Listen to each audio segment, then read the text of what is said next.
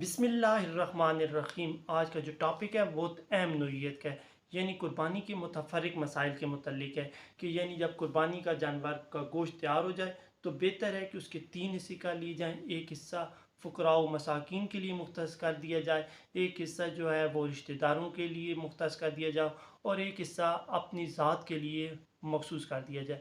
ہاں یہ بھی ہے کہ اگر سارے کا سارا گوشت بھی آپ خود ہی کھا لیں تو اس میں بھی کوئی مذائقہ نہیں ہے۔ دوسری اہم چیز جو ہے وہ قربانی کے جانور کے حوالے سے ہے کہ قربانی میں 7 حصے ہوتے ہیں بڑے جانور میں، جن میں 7 مختلف شریک بھی ہو سکتے ہیں۔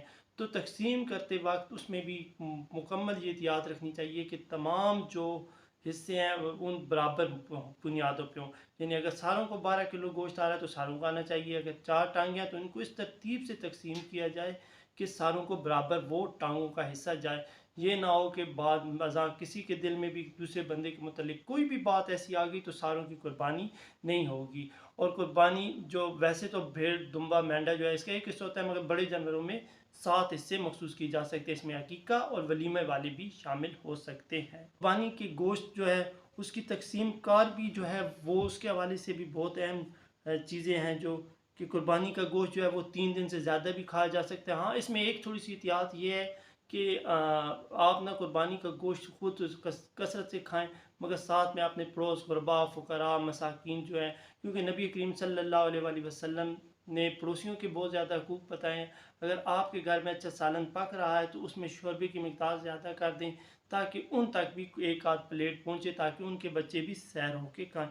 یہ جو ہے یہ چیزوں ان کا ہم نے معاشرتی طور پہ خیال رکھنا ہمارے لیے ضروری ہے۔ یہ نہیں کہ انہی لوگوں کو ہم قربانی کا گوشت بھیجیں جو ہمارے گھر میں جو قربانی کا گوشت بھیج رہے ہیں، یہ بھی غلط رسم ہے، اس کا بھی خاتمہ ہونا چاہیے۔ اس طرح ہونا چاہیے کہ جن لوگوں نے قربانی کی ہوئی ہے ان کے گھر گوشت مت بھیجیں، صرف ان لوگوں کے گھر گوشت بھیجیں جنہوں نے قربانی نہیں کی ہوئی ہے، اور کوشش کریں کہ ان کے گھروں میں عید الاضحیٰ کے دن قربانی کا گوشت پکے۔ قربانی کی کھال جو ہے وہ بھی صدقہ خیرات کی جائے گی، اس کو بھی جو ہے یعنی بہترین اس کا جو مصرف ہے کہ جو مدارس کے اسٹوڈنٹس ہیں، غریب جو یتیم بچے مدارس میں پڑھ رہے ہوتے ہیں ان تک پہنچا دیا جائے۔ غریب فقراء مساکین جو ہیں وہ بھی اس کے مصارف میں آتے ہیں۔ ہاں آپ مسجد کی تعمیر میں نہیں دے سکتے، مدرسے کی تعمیر میں نہیں دے سکتے، اس کو جو ہے یہ صدقے کے طور پہ ہوگا اور یہ غریب فقراء اور مساکین میں جائے گا۔ قربانی کی کھال کو آپ خود بھی استعمال میں لا سکتے ہیں، اس سے مسلح وغیرہ بنائیں یا ایسی چیز بنائیں جس سے جو نیکی کے کاموں میں آگے کام آئے۔ قربانی کی کھال کی قیمت جو ہے وہ پہلے بھی ذکر ہو چکا ہے کہ امام مسجد مؤذن یا وہاں کی کسی خادم کو بطور معاوضہ نہیں دی جا سکتی، اور نہ ہی مدارس کی تعمیر، شفا خانوں اور دوسری جو ہیں اس قسم کے جو ہیں ان کے مصارف میں استعمال نہیں ہوگی۔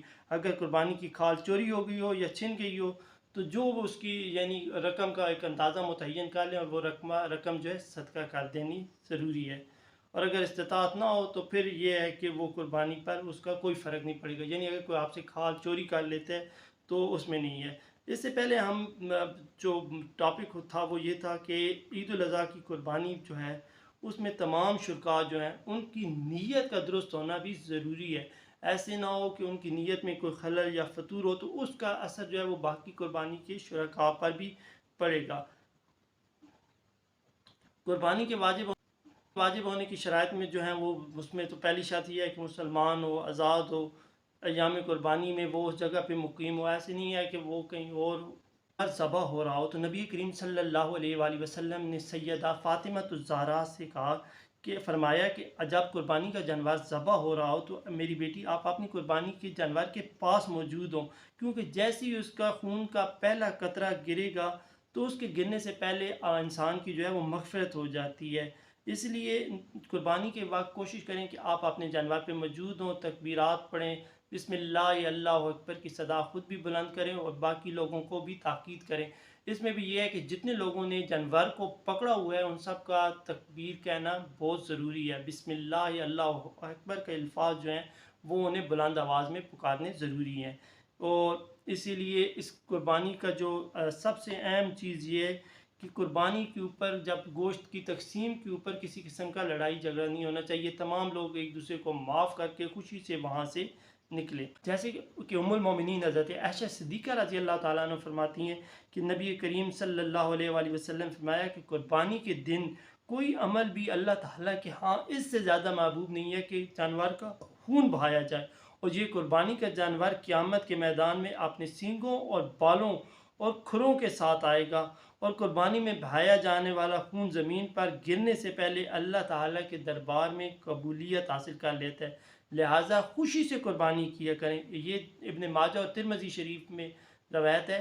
اور ان تمام باتوں کو کرنے کا بار بار مقصد یہ ہے کہ انسان آج کل کے دور میں یہ آ رہا ہے کہ جی اتنا زیادہ جانوروں کا خون بہایا جا رہا ہے، قربانی کی جا رہی ہیں، گوشت کھائے جا رہے ہیں، محفلیں انجوائے کی جا رہی ہیں، جبکہ ہمارے سندھ بلوچستان میں سیلاب آئی ہوئی ہیں تو وہ پیسے صدقے میں دے دیے جائیں. تو ایسا ممکن نہیں ہے، کیونکہ ہمارے دین میں کہا گیا ہے کہ اس دن جو سب سے بہتر عمل ہے وہ جانور کی قربانی ہے، یعنی جانور کا خون بہایا جائے.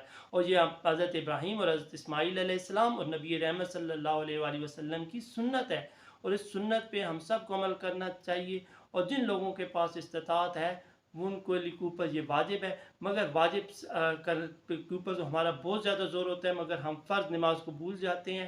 تو سب سے پہلے جو ہے اس فرض کو نماز کو آپ اپنی لازمی ادا کریں، کیونکہ فرض کا جو درجہ ہے وہ واجب سے زیادہ ہے، اور فرض نماز جو ہے اس کی اپنی اہمیت ہے اور اس کے بارے میں بھی لازمی سوال ہوگا. لہٰذا قربانی آپ ضرور کریں، شوق کے ساتھ کریں، خلوص نیت اور تقوی کے ساتھ کریں.